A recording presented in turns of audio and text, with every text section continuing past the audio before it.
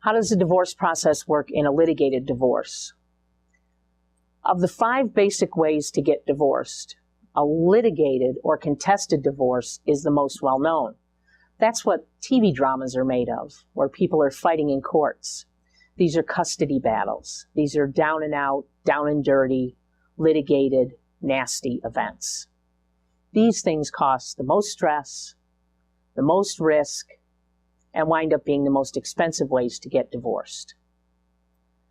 Sometimes a litigated divorce can be smooth, but oftentimes litigated divorces are not. Some people ask me, well, how much is this going to cost? How long is this going to take? What's going to happen? With a litigated divorce, the only thing I can say is I don't know. And the reason I don't know is because you're no longer in charge. You now are in front of a judge who's going to make a decision that you have to stick with. So what is the process? Well, the process is, first and foremost, you're going to consult with a lawyer. Once you consult with that lawyer, if you're the person who's seeking the divorce, you're going to file what's called a petition. Now, the petition is the opening document that's filed with the court that says to your spouse, I want to get a divorce from you.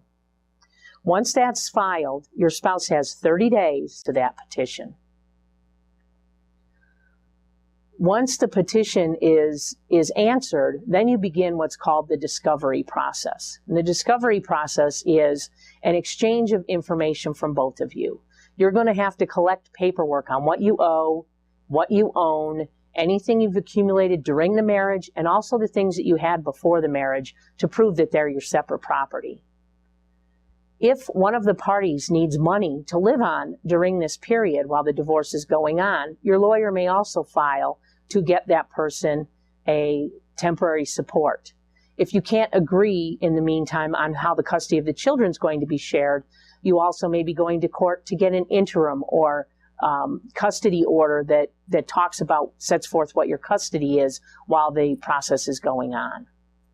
You may have depositions where each of you are similar to this, put in front of a video camera and have to testify under oath about things. Once that happens, then the lawyers will try to negotiate after the exchange of documents. If the lawyers and you and your spouse cannot negotiate, then what happens is you're going to start going to court.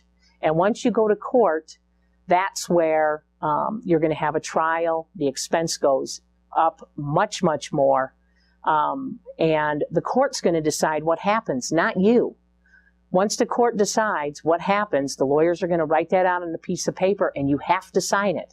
There's no more negotiating, no more deciding or bargaining on what's happening. You have to sign what the court puts in those orders. So high conflict, litigated divorce and custody cases always wind up with both parties losing.